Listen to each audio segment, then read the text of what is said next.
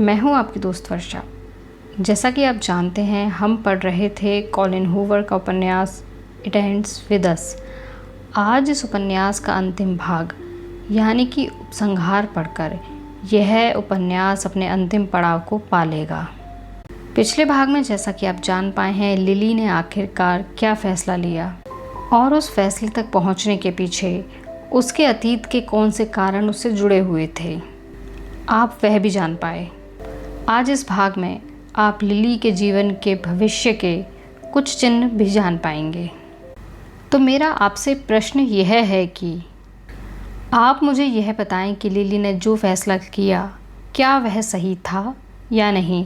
आप इसका उत्तर हमें केवल हाँ या ना में भी दे सकते हैं, लेकिन अपने उत्तर ज़रूर दर्ज कराएं। चलिए पढ़ते हैं उपन्यास का अंतिम भाग, उपसंहार। मैं वॉल्स्टन स्ट्रीट की भीड़ को चीरते हुए क्रॉस स्ट्रीट तक आ गई।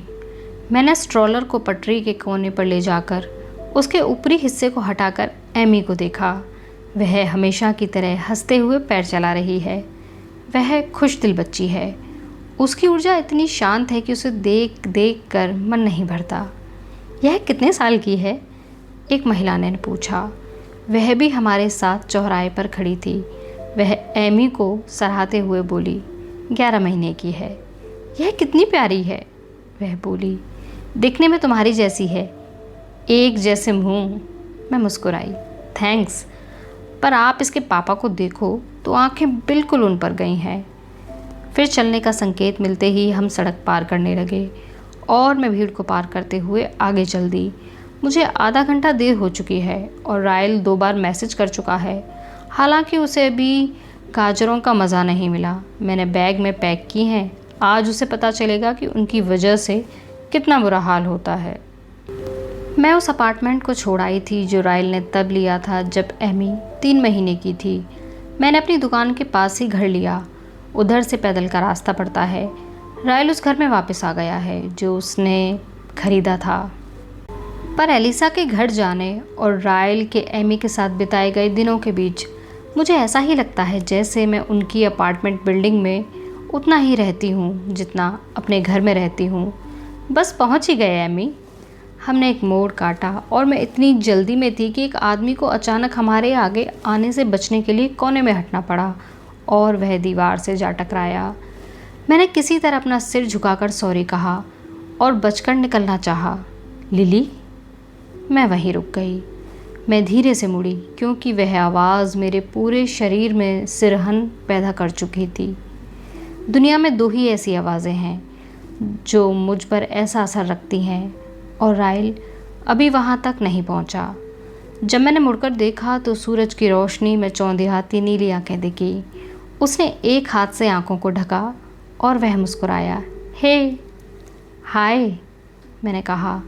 मेरा बोराया हुआ दिमाग खुद को संभालने की कोशिश में था ताकि उससे आराम से बात हो सके। उसने एमी की ओर देखकर इशारा किया। ये तुम्हारी बच्ची है? मैंने सिर हिलाया तो वह एमी के पास चला गया। वह घुटनों के बल बैठकर उसे देखकर मुस्कुराया। वाओ, ये कितनी प्यारी है लिली।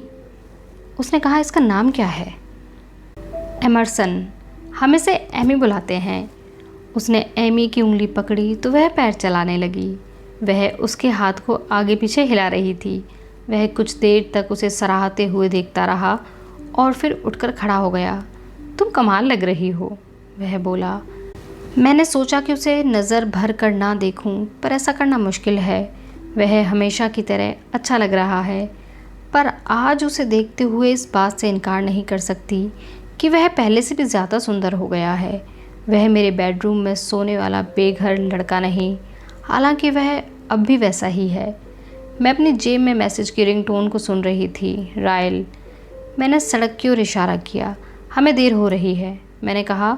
रायल पिछले आधे घंटे से इंतज़ार कर रहा है। जब मैंने रायल का नाम लिया तो एटलस की आंखों तक उदासी छा गई, पर उसने उसे छिपाना चाहा। उसने सिर हिलाया और धीरे से पीछे हो गया ताकि हम निकल सकें। आज रायल ने एमी को रखना है, मैंने स्पष्ट किया। पूरी बातचीत में जो नहीं कह सकती थी उन्हें उन 6 शब्दों में कहा। मैंने देखा कि उसके चेहरे पर सुकून छा गया था। उसने सिर हिलाया और अपने पीछे की ओर इशारा किया। मुझे भी देर हो रही है। पिछले महीने वोल्स्टन स्ट्रीट में नया रेस्टोरेंट खोला है। वाह, बधाई हो। मुझे किसी दिन मॉम को लेकर आना होगा। वह मुस्कुराया। तुम्हें आना चाहिए। मुझे बता देना, मैं अपने हाथों से तुम लोगों का डिनर तैयार रखूँगा। फिर वही अटपटी सी चुप्पी और मैंने सड़क की ओर इशारा किया। हमें जाना होगा। जाओ, वह मुस्कुराकर बोला। मैंने गर्दन हिलाई और सिर झुकाकर चलने लगी। समझ नहीं आ रहा कि मैं ऐसे क्यों पेश आ रही हूँ। मतलब, क्या मुझे सामान्य तरीके से बात नहीं करना आता? जब मैं बहुत आगे आ गई तो कनखियों से पीछे देखा। वह अपनी जगह से हिला तक नहीं था और मुझे जाते हुए देख रहा था। हम लोग मुड़े तो फूलों की दुकान के बाहर रायल अपनी कार के पास खड़ा इंतज़ार करता दिखा। उसका चेहरा हमें देखते ही खिल गया। क्या मेरा ईमेल मिला? वह घुटनों के बल बैठकर एमी को स्ट्रॉलर से बाहर निकालने लगा। तुम्हें प्ले पेन के बारे में लिखा था। उसने सिर हिलाया और एमी को गोद में ले लिया। क्या हमने इसके लिए एक प्ले पेन नहीं लिया था? मैंने स्ट्रॉलर को बटन दबाकर बंद किया और उसे कार के पिछले हिस्से के पास ले गई। हाँ, पर 1 महीने पहले टूट गया। मैंने उसे कचरे में डाल दिया था। उसने डिक्की खोलते हुए एमी की चिबुक को उंगली से छुआ। क्या तुमने सुना एमी? तुम्हारी मॉम ने तुम्हारी जान बचा ली। वह मुस्कुराते हुए रायल के हाथ को थपथपाने लगी। उसने एमी का माथा चूमा और फिर स्ट्रॉलर को उठाकर कार की डिक्की में डाल दिया। मैंने डिक्की का दरवाज़ा बंद किया और एमी को झट से किस करने झुकी। लव यू एमी, आज रात को मिलते हैं। रायल ने पिछला दरवाज़ा खोलकर उसे कार सीट में बिठा दिया। मैंने उसे बाय कहा और मुड़कर जल्दी से चल दी। लिली, वह चिल्लाया, तुम किधर जा रही हो? उसे तो उम्मीद थी कि मैं दुकान की ओर जाऊंगी क्योंकि आज पहले ही देर हो गई थी।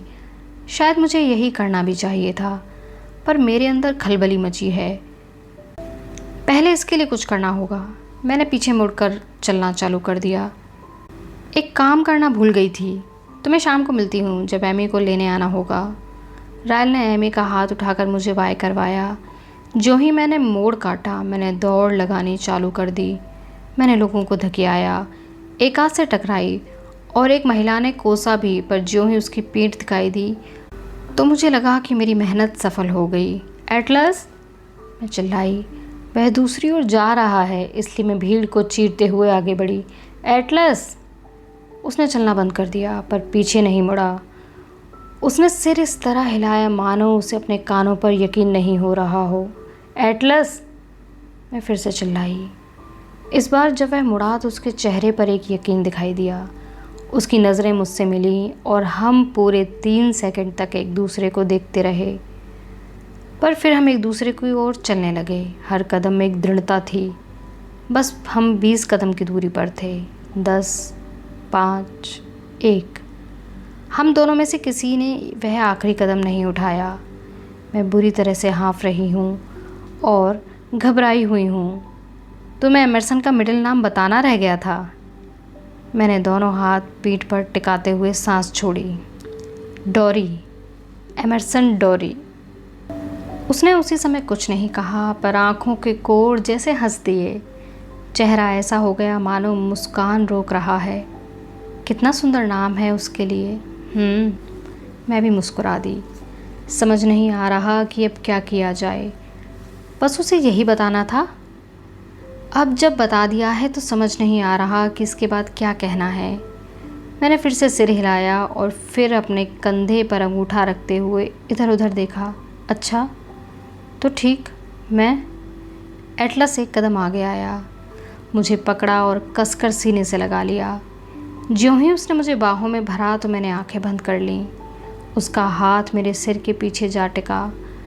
हम भीड़ से भरी सड़कों, तेज़ी से बजते हॉर्न्स और हमारे आसपास हड़बड़ी में निकलते लोगों के बीच खड़े रहे।